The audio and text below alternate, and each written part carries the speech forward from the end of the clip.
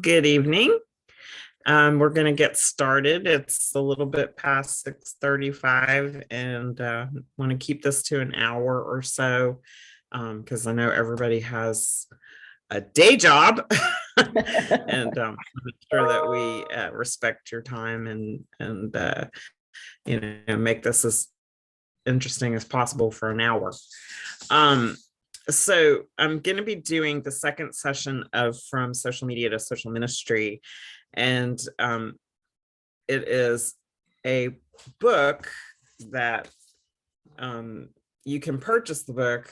There's a couple in the bookstore and you can get it on Amazon, but I'm following the book pretty much about some things and some things I've added to it.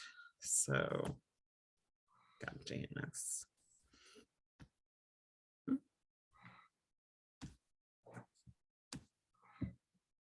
Okay. See, everybody's here. Hey, Janice. Hey, sorry. For some reason, I couldn't find the link to get in. Oh, I'm sorry. So, and then we have Laura. Hi, Laura. How are you? Hi. Good. So we might get another person or two here, but this is the second session of, was everybody here last week? I know Vicki was here and Taylor was here, but so last week was basically a session about why we need to have an online ministry and what that looks, what that means as far as, being a Christian and sharing it as a disciple of Christ. So as a church, we all got online because of the pandemic, and it kind of changed our focus about,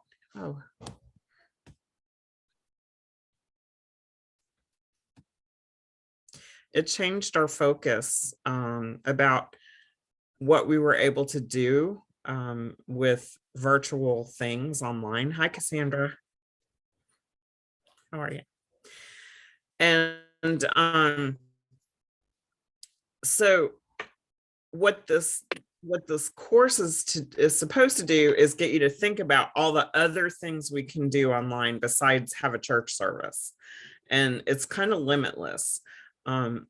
The information that we shared last week or a couple weeks ago was more along the lines of who's online, who's looking for an online church, where are the millennials, where are they? And the biggest thing that stands out with that particular age group or a younger audience is the fact that they're unchurched and they don't really know anything about what it means to have Jesus in their life. It's not about I'm looking for a church to go to. It's about what does a church represent to them.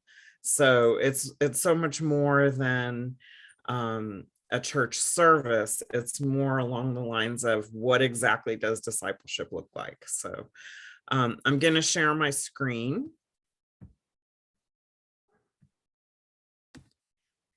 And I'm going to minimize. And if you guys could mute yourselves, if you have a comment, I'm so happy to have you, interject comments, because this is really an interactive session. I don't want it to be just me presenting to you, a PowerPoint presentation. I really don't like PowerPoints, but when you're doing stuff online, it is helpful to keep track of what we're talking about. So, okay. So the name of the book is From Social Media to Social Ministry. And it is important because it has taken something that is new to a lot of people, which is social media. Like, what is social media? Why do we need to use it? And applying it to ministry. Okay. So I'm using, here it is. Okay. I'm using Canva, which I'm used to using PowerPoint. So forgive me if I get ahead of myself or get behind. So our church, Resurrection MCC, went online in 2020 when the pandemic happened, and it was a huge learning curve for us.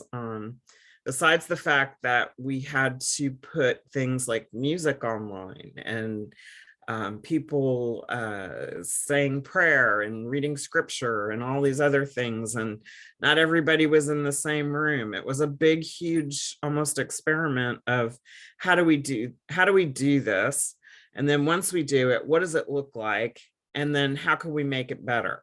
So Resurrection has a couple years under its belt of working online and live streaming.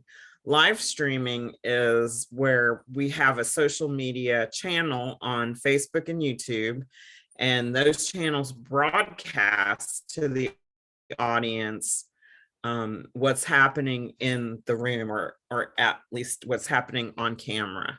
So we've gotten a little technical in our 2 years. So tonight we're going to talk about what content is, and then why we need to be more than just a church service, and then give us more information about the vision and mission around online discipleship, and then who our target audience is, and then how the power of social media works. And I introduced myself last time, Suzette Cotto, and I go to Resurrection Metropolitan Community Church since 2003. And I've done lots of things, have had lots of roles there at Resurrection, from teaching Sunday school for 7 years and serving communion and volunteering for drag bingo and all kinds of things. I never sang because I know my limitations. No, I'm joking. I would gladly sing. I just can't, do everything. And I feel like my calling is to do more with this part of the ministry. So I'm going to try to help us integrate more things and become more robust online. So I'm interested in moving us ahead and what that looks like. So internet is about 20 years old, and I'm letting somebody in the room. So the internet's about 20 years old, and I don't know how many of you remember things like dial-up and things like that. There were some search engines in the very beginning, like Yahoo, and MSN was popular, but those were two big ones. And you could get on Yahoo and just look stuff up. So search engines are basically where most people start an internet experience. And then search engines are fueled by keywords. So in a search, we're going to type into the search bar what we're looking for. So what we want to do is establish what kind of questions people are asking when it comes to us and church and spirituality, and what kind of community we are, what things we offer that are relevant to the people that are looking for us. So all our keywords have to match what people are looking for. So that's a hard thing to do, is to guess what people are looking for. So that's why I need your help. So back in the day, before the internet, we had something called the Yellow Pages. And the Yellow Pages were 4 or 5 inches thick. And sometimes there were 2 books, like A through H and, I through Z. And, they were, the data in the Yellow Pages was ordered alphabetically. So those people that had information at the beginning of the alphabet would get found first. And so a lot of people changed their business names to have an A or a triple A or whatever, where it moved them to the front of the line. So if you think about the internet, we're kind of like the Yellow Pages, but much more sophisticated. We have ways for data to rank. So ranking is just taking a word, a key term, or a phrase, and then meshing it with all the other key phrases and words on that social or on that search engine. And then where does that information rank? So sometimes that information will come up high in a search, and sometimes it'll get buried in a search. Pages and pages of information comes up before the exact thing that you're looking for pops up online. So search is super important. It's because most of the time, if we want to buy something or do something or eat somewhere or get a recipe or whatever it is we want to do, we're going to start online with a search engine. So that's kind of the ground zero for where people are on the internet. And that's why you hear Google, Google, Google, Google. Google is the number one search engine with 92% of the globe's traffic going on it. So a lot of us who've been on social media for 20 years, maybe are still using Yahoo or MSN, or whatever search engine was on your computer when you bought it is what a lot of people use. So what happened was Google started offering free apps like Google Sheets and Google Docs and all these cool things you could do for free. So a lot of people flipped the switch and went over to Google because they had a lot of free stuff that you could use. You didn't have to buy Microsoft this and Microsoft that. You could just go to Google and get it for free. So that's how Google got a foothold into the online internet search world. And then again, keywords are super important, and how things appear in your, to you. What is the relevance of a word when someone searches? Sorry. Okay, so I did some pretend searches, and one of them was, I'm trying to get rid of this little thing here. Sorry, y'all. Okay.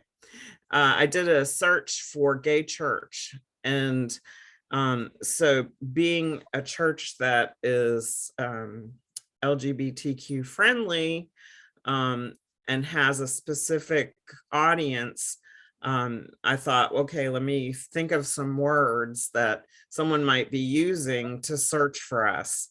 So I just used the word gay church, and I have this keyword search tool where it tells you what the best keywords are to use, so I don't have to guess what search words would be the best search words for me to use if I wanted someone to find us.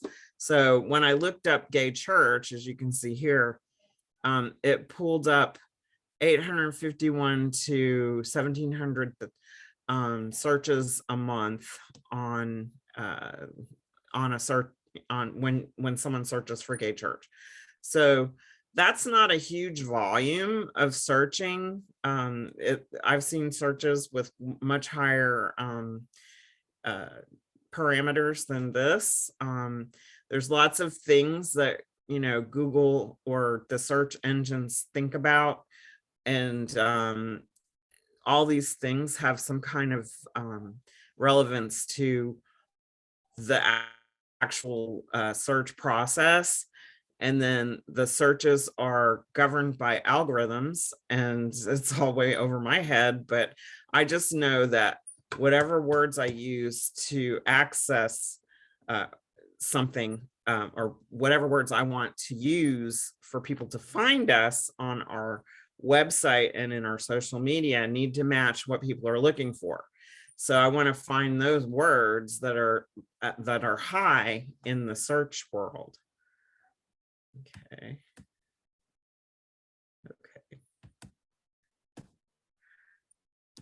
And so I did another search for LGBTQ friendly church, and the volume was much lower. So if I were going to pick between LGBTQ friendly church and gay church, it would obviously be gay church. So I would embed that word into something I was writing about so that it would rank in a search. I know this is probably a little bit more information than you want to know about search engines, but it's why we do things. And that's why it's really important to know in the back of your mind when we do things, to know the why. So content is something that can be consumed online. So content can be a podcast, content can be a video, content can be a blog. There's lots of different things that content can be. So it used to be just words. It used to be just things that you could read. But now video and pictures and podcasts and YouTube and all of that is part of what we can find and consume. So the one thing that we want to take advantage of is organic searching. So it goes back to what we're doing with keywords and how keywords work to pull us up higher in a rank or in a search. And we want to do it for free. There's paid search. So if you ever go to a Google search and you pull up some information, and it'll have like the first 3 things that pop up have the word ad next to them, because somebody has paid for the search term that you just used. So if someone, if I pulled up gay church and there's 3 ads there, those 3 companies or churches used that as their paid or pay per click, and it's very expensive. So there's something called display ads and there's something called pay per click ads. And display ads are where they just show your information to tons and tons of people. That's good for brand recognition, and it's good for us if we want to be found by people. But if we want people to actually come to our website or come to something, a landing page or our social media, we have to pay for it. And when that person clicks on that particular ad, then we get charged for it. So it's not something that we want to do because it's expensive. And we don't have a whole lot of control over who clicks on our ads. And believe me, there's tons of people out there just clicking on ads that don't realize that that's getting charged back to the person who put the ad out there. So it's not a great strategy for us to do pay-per-clicks. So we want to make sure that we're taking advantage of organic search. So that goes back to using keywords. So if I'm going to write a blog, I'm going to think of a topic that I want to talk about. And I'm gonna come up with maybe 3 or 4 different titles for that article. And I'm gonna run them through my keyword optimizer and see what keywords rank higher. And then I'm gonna use that keyword in the title of my blog. I'm gonna use it in subheadings. I'm gonna embed that keyword several times within the blog so that when Google hits that piece of content and it sees that word, repeated, it says, oh, this article is about blah. And I'm looking for information on that. And there's a lot of other criteria that go into it, but the keywords are really important. So Google is looking for information and it's crawling the internet and it's looking for keywords. So we want to make sure that whatever we do, whatever we write, is keyword optimized. And it's hard to give that as a rule to people who just want to write something, but it really matters. And so that's kind of the reason why I'm doing this class, so that people know when I say, the key word for this article is this particular term or this particular word. And that way you can use that word within the content, and learn how to optimize for free. And the key to Google is to see fresh content all the time. So Google's out there looking for content that changes a lot because it wants to be relevant. It's not going to pull up content from 5 or 10, 5 years ago. It's going to pull content that it finds that was posted yesterday or the day before. But it's shocking to me sometimes because I'll do a Google search. I have a lot of medical clients and I do Google searches for certain things, and there's hardly anything out there written about them. And so I find maybe an article on something from 2017. Well, that's really not an article that I would like to use because it doesn't feel relevant. It's really too old for me. So maybe I'll look for something else, or I'll use a different keyword when I'm looking for article or information and research for my article. So it's a little complex, but it's not something we can't learn, and it does make a difference. So we want to make sure that we understand how keywords work and how organic search works and why it's so powerful, because it's free. So another thing that I need to talk about with you is what Google can and cannot see. So if you have a beautiful website and it has lots of pictures and no content, no written words, Google doesn't see it. Google only sees written words. So if it comes across a picture, the picture has to be tagged with what that picture's about in words. So that's part of that search engine thing. Google cannot see pictures. Google cannot see videos. Google can only see words. So we want to make sure that when we put videos up on YouTube, that we put a paragraph up about what that video is about. And so Resurrection has hundreds of videos up now on YouTube, but very few of them have been search engine optimized. And that's a project for me. Going forward, we want to make sure that all of our online videos have keywords, hashtags, and a paragraph or two about what that video is about. Sometimes there's a script that goes with the video, like somebody's going to do a presentation like I'm doing right now. They'll include that script in, and you can add that to your video on YouTube, and that makes it even better because then everybody can hear it, see it, read it, and it's more accessible. So that's something that we need to fix for Resurrection because it's not being done and we're missing opportunities. So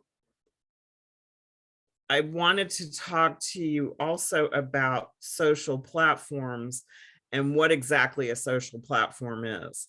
A social platform is anything where there is a way for someone to interact or engage with you, with your content online.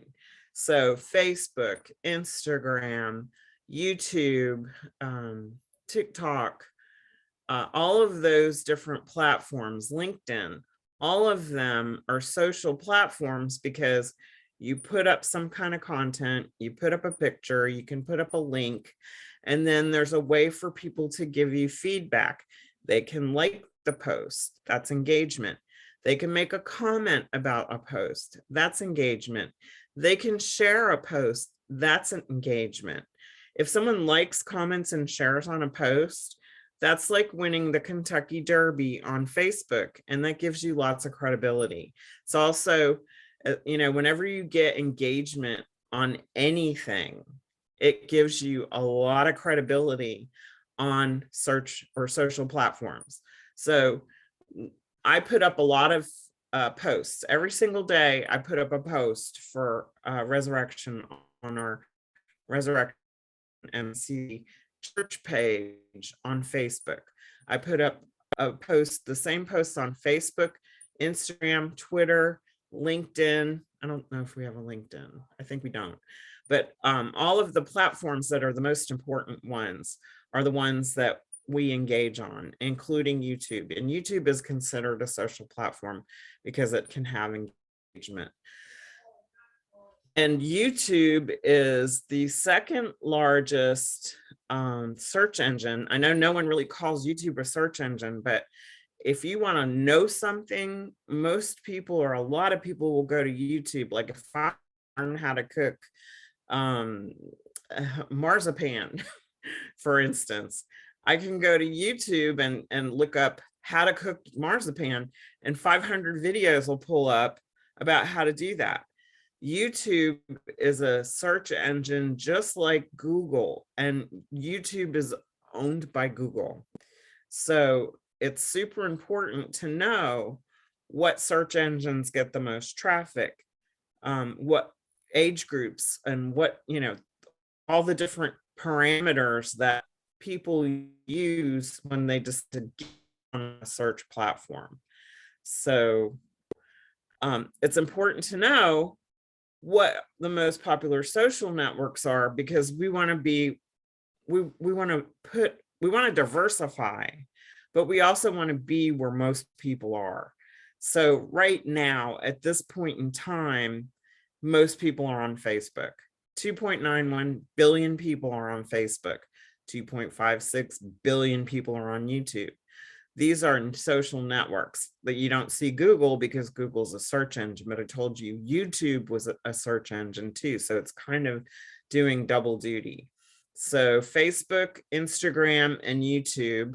There's another social platform called WhatsApp, and WhatsApp is used by a lot of other countries, not the US. It's popular in Asia and India, and all those other countries that are not here. So they got their start there, and we have ours with Facebook.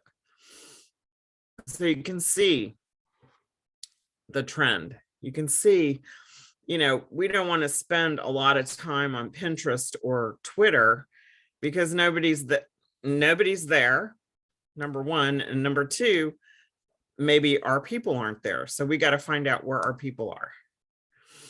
So this I just put in here so you can go back and look at it, but basically it separates each of the social platforms into demographics. So you can see Facebook has a group of 25 to 34-year-olds, calling them the boomers.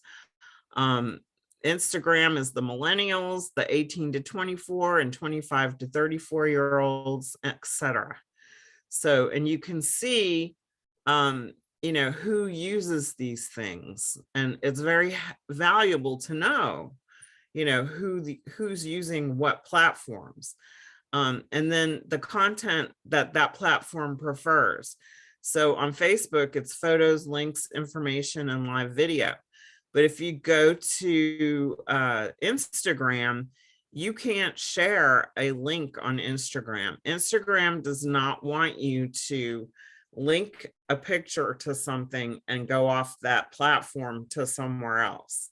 So Instagram doesn't allow you to use links in your posts. It's kind of something you can get around, but since it's such a app, we want to know, how do we use Instagram in the right ways so that we reach the most people. And then Instagram is owned by Facebook. So that's when you post on Facebook, you're able to post on Instagram simultaneously and vice versa. When you advertise on Facebook, you can advertise on Instagram. So that's kind of an extra added bonus.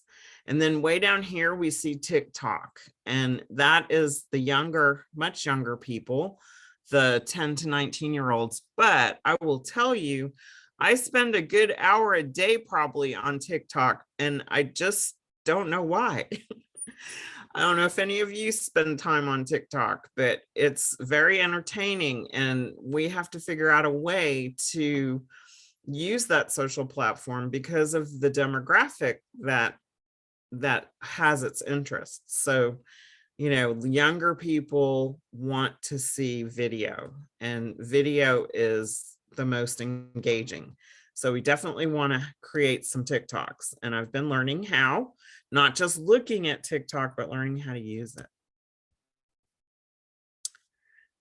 So going back to Facebook, because of the sheer amount of users that it has, the fact that Facebook is the only truly social platform is the statement that I wanted to make, because you're able to share, and it's multi-directional, which means people can interact with you and talk to you, and engage with you and share. So that's super important when you have information that you're posting on Facebook, because it's shareable. Once somebody shares it, who knows where it's going to go? Who knows how many people are going to share it? So we definitely want to put up content or posts that are shareable. So, I can look up, I can, Google, what some of the most shareable things are. Well, it's puppy dogs, panda bears, and cats, that kind of thing. I know that sounds crazy, but if we could, figure out a way to maybe incorporate some humor or be a little entertaining in some of our posts, we would attract more visitors. We would attract more users. People like to see that the human face of a church, and realize that that church has real people that are behind it, and people like you and people like me. And how can I relate to you? Well, what you're talking about, I can relate to. What you're showing me, I can relate to. The information you're giving me, I can relate to. Or I need something and you provide it. So it's really important to know what gets engagement on social platforms, and then which social platforms we're going to use.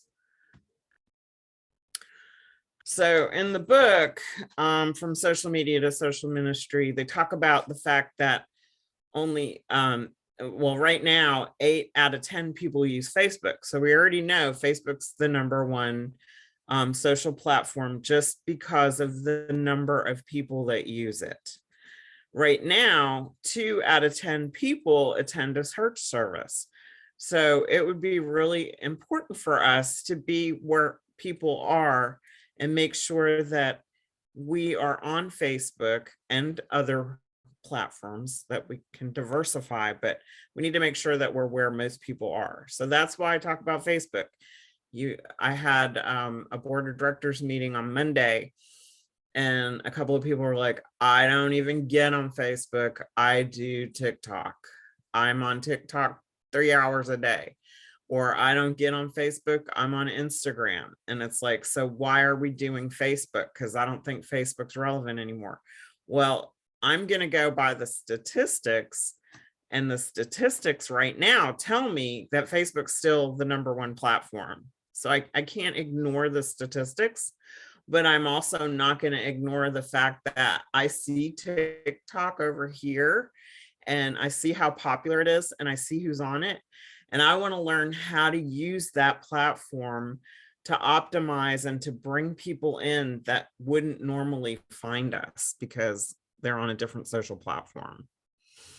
So the point is that we want to gather our people, or we want to be where people are. So we want to make sure that we're where 80% of the people are. So we have a church Facebook page. And how many of you are you guys? I'm going to stop sharing for a second. How many of you have liked our Facebook page or have seen our Facebook page? And what's on the Facebook page? We put up posts about what's going on at the church. We put up posts about classes you can take. We put up posts about the daily devotional. We put up posts about things that people can do, see, engage with. But those are more like broadcast posts. They're really not engagement worthy. So if you look at our Facebook page, we don't have a lot of likes, comments, and shares.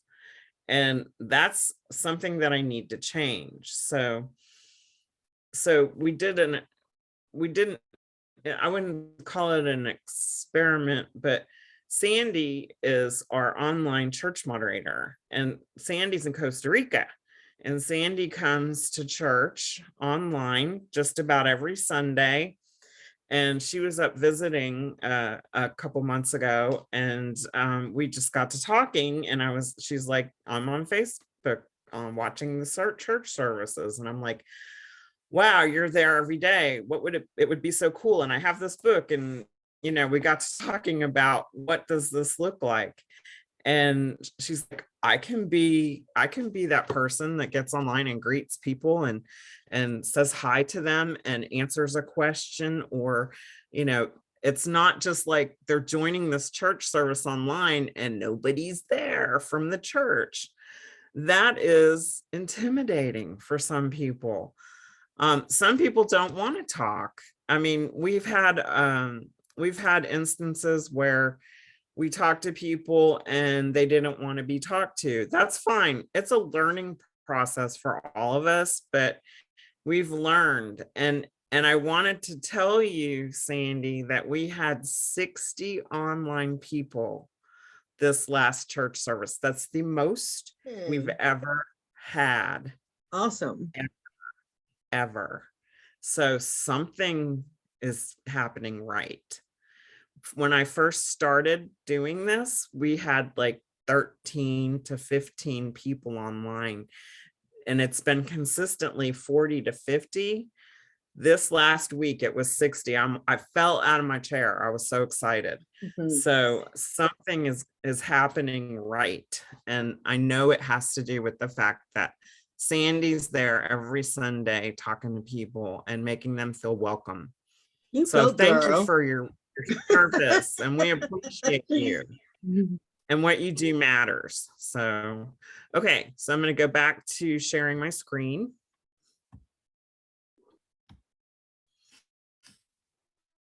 Okay, all these pop-ups, man. Sorry if it shows up in the recorded version.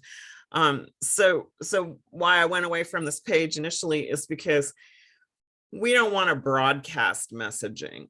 We want to have messaging that's meaningful to people, that they will engage with. So when I put up stuff about drag bingo, we got the most engagement we ever had because people love it. It's fun.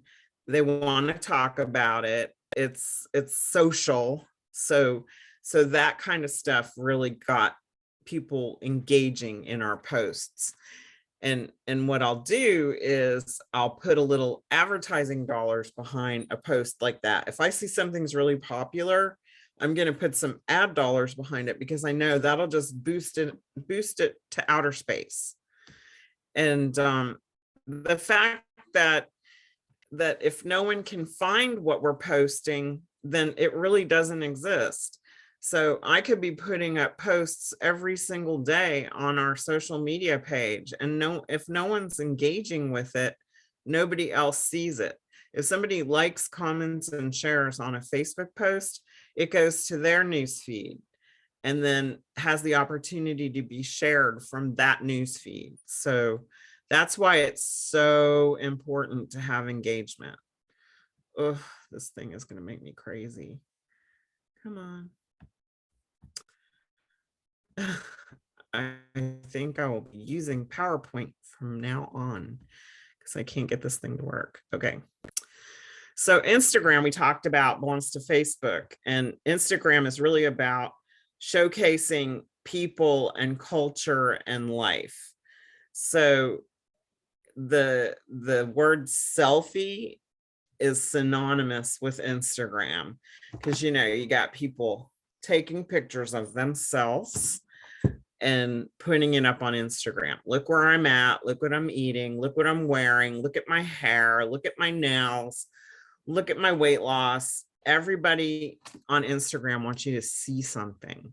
So it's super important that because of the age demographics of Instagram that we use it and figure out a way to do that. So the next slide is about how can we do that? And this can work with other things like TikTok or Instagram has reels. So they're little snippets of video that it's really popular. So besides having to know how to crop pictures and make them, more interesting, we have to learn how to use video. So that's what's important. Okay, so we can introduce staff and volunteers. If I come to a church service a few times, I don't know who's on staff at Resurrection. I don't know. I know who the pastors are because they have the collars on, on their necks, but I don't know who anybody else is. And I'm actually not a very social person. If it's hard to believe that someone who does social media doesn't like to do selfies and doesn't like to, to be the center of attention. So when I come to church, I've had a tendency of sitting in the pew and kind of waiting for people to come and say hi to me. Instead, it should be easy for me to figure out who's who at this church. And it just hasn't been. We don't have enough ways for people to know who's who at our church. So that's going to change. Another thing we could do is share the gospel. So we can share, a clip from a sermon that is meaningful or powerful. There's always little things that I hear. I'm like, oh my gosh, I want to write that down. So if I don't write it down, I can take a clip of it and put it up online. And that's a little more complicated than just putting a picture up or there's programs like something called Canva, where you can make a picture and then put words on it. So there's lots of ways you can do things, and it just takes us learning how to do them. So anybody that wants to learn how to make video clips and how to do Canva and how to, use digital tools, I'm going to start giving little classes on that so that we can get good at it. And then when we talked at the beginning of the presentation about keywords, the same thing that happens with keywords happens with hashtags. So hashtags are basically keywords that someone comes up with. So if we add a popular hashtag to a post that we have, it could get more traffic because somebody can look up the hashtag LGBTQ and see all the posts on Facebook or all the posts on Twitter that have that hashtag. Or they want to look up a hashtag for Houston or Christian or whatever it is that they are looking for, they can use that hashtag. Another thing we can do is create our own custom hashtag like RMCC Life or something like that, where we hashtag everything we do on Instagram and Facebook with RMCC Life. When we're showing things about our people, the church, what we're doing, how we do it. And people get used to seeing that hashtag and then they start looking for it. So there's a lot of value in using hashtags, especially on Instagram. Instagram and TikTok have good hashtag traffic. We can promote church events. So right now, the majority of what I post about is what's happening at the church. I would love to have pictures of people who are actually doing those things. I can't possibly go to every single church event. While I try to go to the major ones and put stuff up as they're happening, I can't do it all. So that's part of another reason why I'm starting this ministry, because we need help promoting things about the church and letting people know this is where they can come to do these things that they are seeing and relating to. So we want to make sure that people can see and experience resurrection through pictures and video and music and all the great things that we offer. Cassandra has a question. Yes. Yeah, I have a question on that. You know how they do at weddings when people say if you're taking a picture at the wedding, then log it, they give like a link or give a hashtag or something. Would that be ideal for us to do as well? Like when we have all of these events, like to give Yes. that link out or give that hashtag and send all your pictures to this link. Yes. Okay. That would be amazing. Like RMCC Life. I'm going to make that a hashtag. Yeah, I like So it. people that people that are coming to our functions can put up pictures, and that gives me a lot to use. So I can just pull them right off that social platform and repost them and put them other places. So I love it. Here's Carol.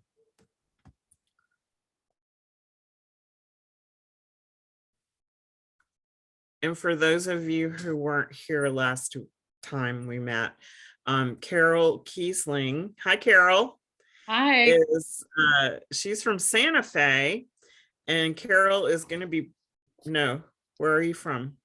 Yeah, you keep saying Santa Fe, but it's Taos. What is Taos? Yeah. Oh, I'm sorry. Well, she's from New Mexico. I actually like Taos better, so Yeah. that's a beautiful place. And Marco, hey Marco, how are you? Marco Hey, has, my mom's here too. and mom, hey mom, how are you? I am excited that you brought Marco, and mom, thank you.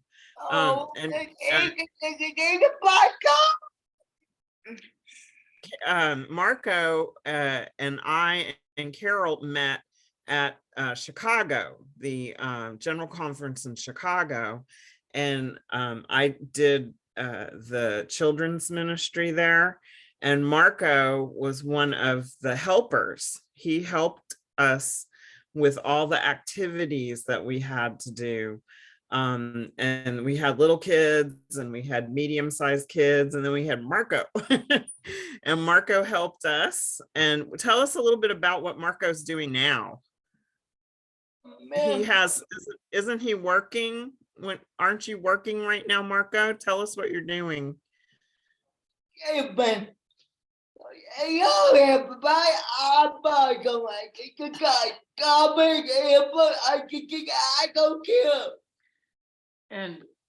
she asked what you do. So you're working with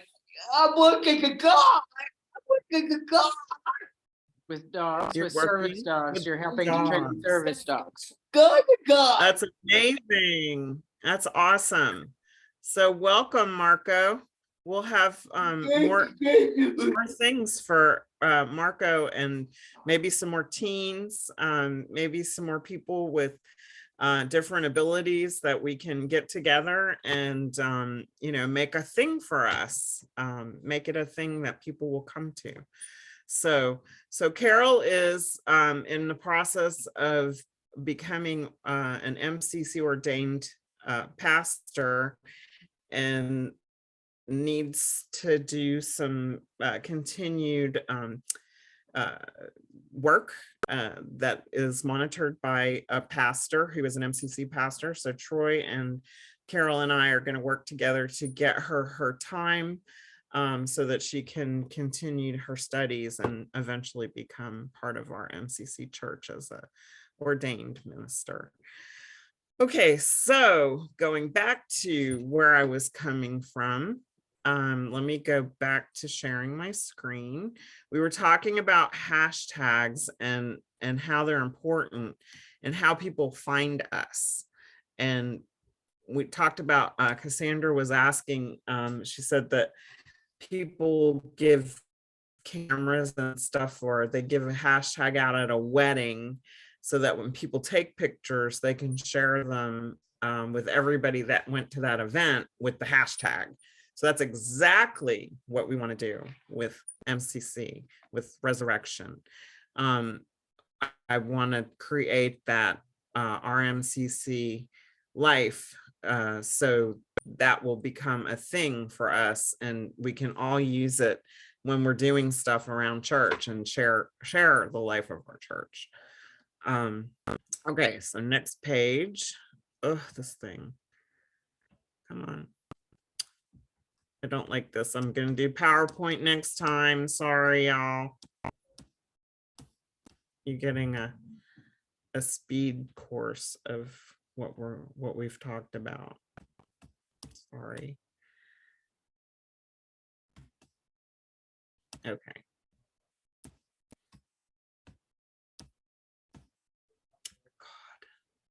If I'm not right in the exact right spot, it goes back to the other thing. Ooh, I won't use this again. Come on.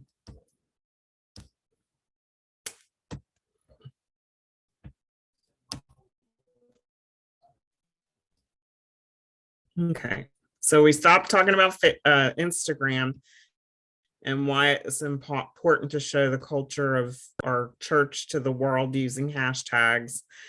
And then we also get the opportunity to highlight other ministries. So the choirs, the dance ministry, the owls, all the different things that we offer as a church. Everything should have maybe a little hashtag that, or RMCC life is good, but we could come up with RMCC owls or RMCC GE, or, we can come up with maybe a list of our ministries and the hashtags associated with them, so that when people have pictures and input and content, they can put it up using those hashtags. So we want to definitely put up information about all the different ministries we offer.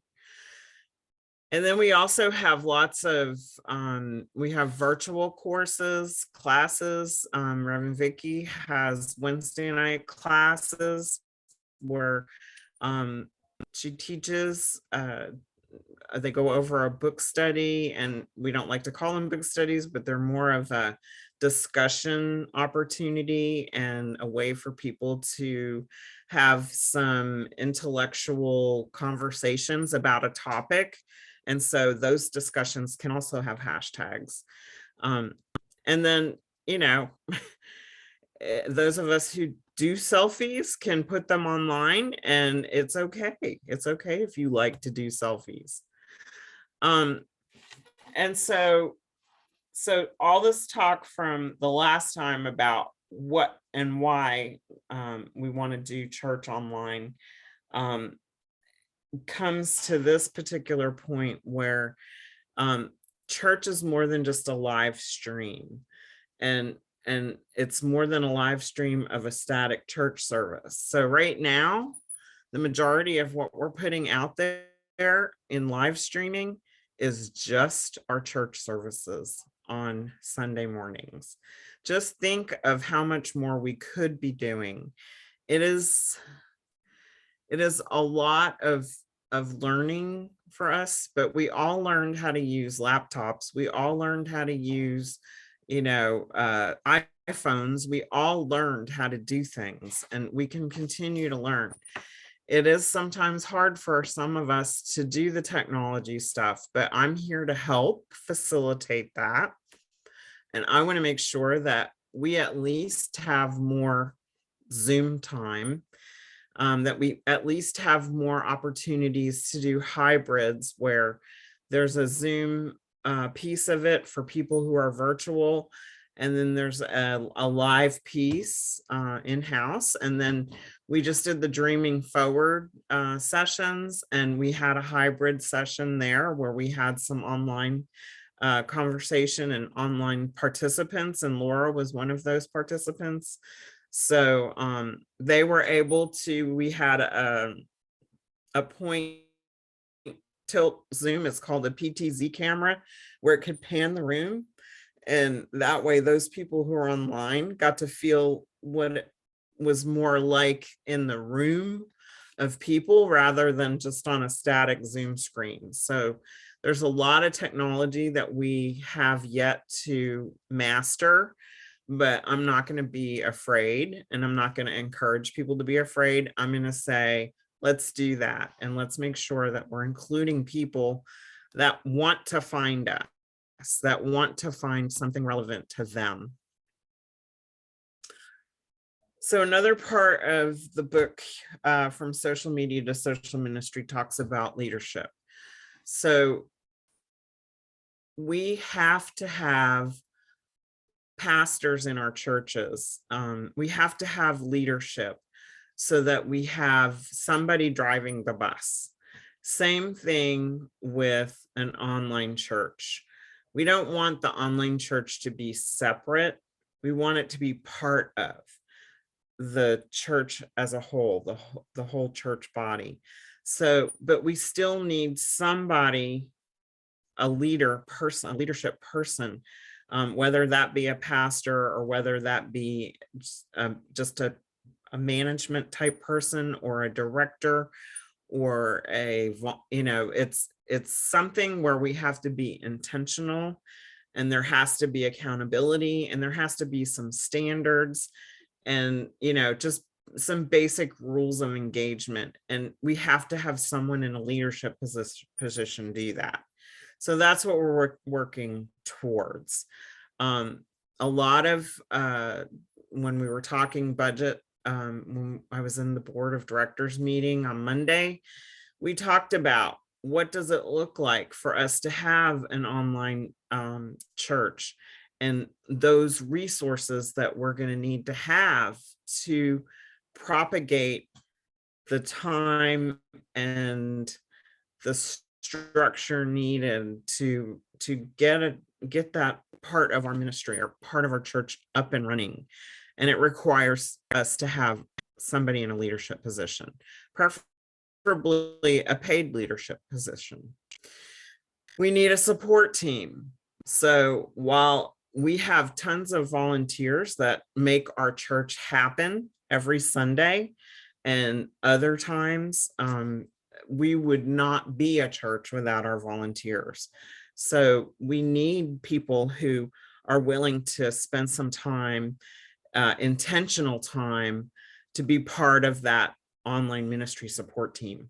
And that's what I'm tasking myself to do, is to find someone that can perhaps take that leadership position or share it with several people so that we have some coverage, and then have a support team that has that recognizes that leadership person, and it becomes structured, and there has some flow and accountability and momentum and sustainability. So all of that is necessary in order for us to have an online ministry. And I hope that all of the things that we talked about over these last two sessions has convinced you that we have to do this. I don't feel like I have to do anything. I'm doing this out of sheer joy. I'm doing it out of, I want to share this piece of our church with the world because I think we're special. I think we have tons and tons to offer other people who don't know about us. I have had commentary from some individuals that said our music ministry is just not like anything else they've ever seen. They've been to other online church services, and ours is just so diverse and different than everybody else. There's some churches that have, one choir or one person, or and they don't have the variety and the joyful expression that we have through the dancing and singing. And now we have church bells coming back, and I'm thrilled to share this with other people. I want to make sure that other people know that this stuff exists for them. It feeds my soul every week to be part of this church. And I think we can feed other people just as easily by making this opportunity available to them. So the next thing the book structure talks about is how much is this going to cost us? Nothing is free. So yes, we'll have some volunteers, but there's going to be some cost to doing this. Cassandra knows there's cost to doing streaming services because she's responsible for the AV team. Our AV team is not free. Our AV equipment is not free. When it breaks, it's not free to fix it. When we need an upgrade, it's not free. All of the things that we need, security, cybersecurity, music that we can stream that has copyrighted and licensed, all of that stuff has a cost to it. So, but what online church doesn't have is, well, right now the space is free. So right now, Facebook's not charging you to have a group on their platform. They do have advertising that makes them revenue, and they do have other things that make that platform revenue. So they don't charge you to have a space in their platform, which is fantastic. How a lot of people, a lot of businesses get started, because they get on Facebook because it's free. They can just put the word out and make their friends know that they have a business, and all of a sudden they have a following, and it grows from there. We don't have a cost for utilities, while we do have to think about electricity, because if the electricity goes out while we're streaming, or we have a power outage, there's no online, nothing. That could happen.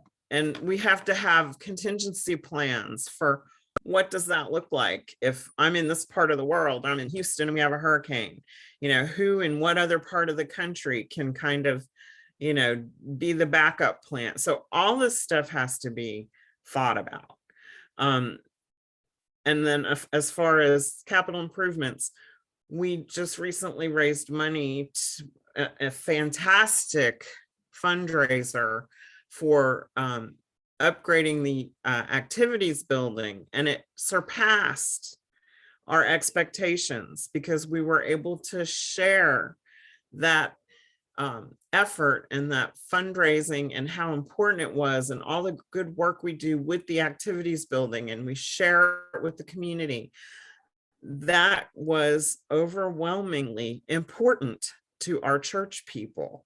So we supported that. That's what we want, is when we have something that we want to do, that we get the support to do it. So going back to marketing, communications, and ministry teams, that's going to be part of what we do to structure the online church. So marketing, what is marketing? When I went to college, I got a marketing degree. When I went to get a job, my boss said, hey, Suzette has a shopping degree. Because back in the 90s, nobody knew what to do with marketing people, because there was no online anything, really. Then came the internet and everything changed. So marketing is out there to put a church, a brand, a company, a person, whatever it is you want to promote. Marketing is out there saying, hey, look at this. This is why you should do this, or this is why you should buy this, or this is why you should care about this, or this is why you should make a donation to this. That's what marketing does. Marketing is not sales. Marketing puts that person, they identify who the person is, the right person to give that message to, and then they give the message to that person, and they give that person a call to action, saying, what do we want them to do? And then that person does it. That's the dream. That's the dream. So I have a comment here on the slide that says dying churches focus on people in the pews. That's a sad statement, but it's a true statement. So if we want to stay alive, if we want to be sustainable, if we want to have a great future, if we want to continue our good works, we have to do this.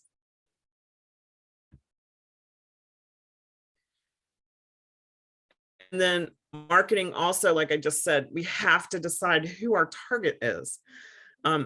What people are our targets. And, we can say everyone's our target, but what we really need to do is identify those people who are the most likely people to want to know about the kind of church we are and what kind of services and what kind of things that we offer, spiritual guidance, hope, renewal, all the things that you can get when you go to a church. Who's looking for that? How are they looking for it? What questions are they asking? And find those people and target them with our messaging.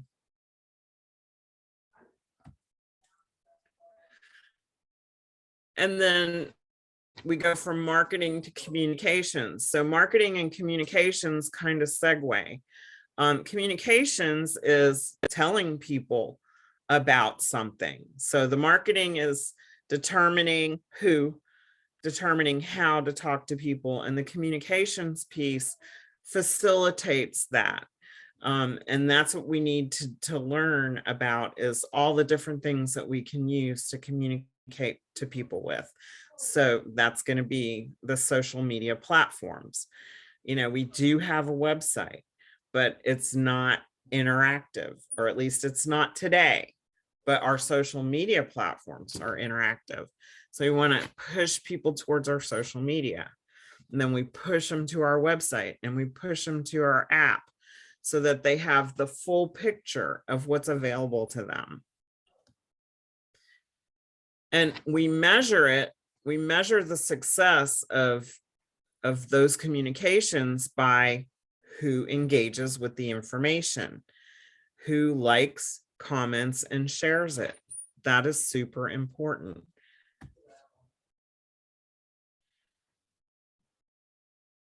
So basically, in a nutshell, again, we're just saying marketing helps you understand who needs what, and communications helps you reach the people and communicate and connect with them. And social media takes it a step further and allows them to interact with you. So my company is Innovate Social and Interactive Digital Media, because I recognize that social media isn't broadcast media. It's not television. It's not radio. It's social and interactive, meaning people can talk back to me. You can go to all my social media. You can go to my website and talk to me. All of my media is interactive, and that's what we need to focus on. So I created the Resurrection online church community, and I have invited about 85 people to it. I'm allowed to invite people who are friends or who I'm connected to on Facebook. And I don't know everybody in the church. And it's a little bit daunting to do it because I have over 4,000 connections on Facebook. So in order for me to find those people, I have to think, who do I want to invite, and type their name in and ask them to connect with the community. That's because right now the community is private, because I want to build up a little bit of structure to it before I launch it. So some of you have received an invitation, and if you haven't, email me, Suzette@resurrectionmcc.org, and let me know that you would like to be part of the group. And I hope I actually will put the link to that in the next message I send to the group, so that everyone can be sure that they're part of it. So the next time when we meet, we're going to look at what that Facebook campus looks like. So we're going to dissect what it looks like online and what things are available to us on the back end. So does that sound interesting? Does anything I say resonate with you? Does it feel good and important, and like you want to be a part of it? Because I get excited about it. And for a lot of us, the having Zooms and online stuff is daunting because we do a lot of it. Like Cassandra is an educator and had to do all of her teaching online, and Miss Debbie as well had to do a lot of online stuff, and it gets daunting after a while. So some people get burned out from it too. But we're looking for people who are looking for us, right? We want to give people the opportunity to find something that works for them in their schedule, or works for where they live, because they live in a part of the world where there's not an MCC church like Carol. It's really important, or they have a special mobility need, or we want to reach everybody. We want everybody to be part of us in whatever way that looks like. Come to the church. If you're here locally, we'll make sure you get there. If you're not local, we make sure we reach out to you and that you know what's going on with the church and how you can be a part of it. So, and this is going to be an ongoing thing. It's not going to stop. Sorry. But I'm excited for us, and I think that we have a lot of great people who will definitely join us once they realize how important it is. And thank you for coming tonight. I'm going to stop the recording.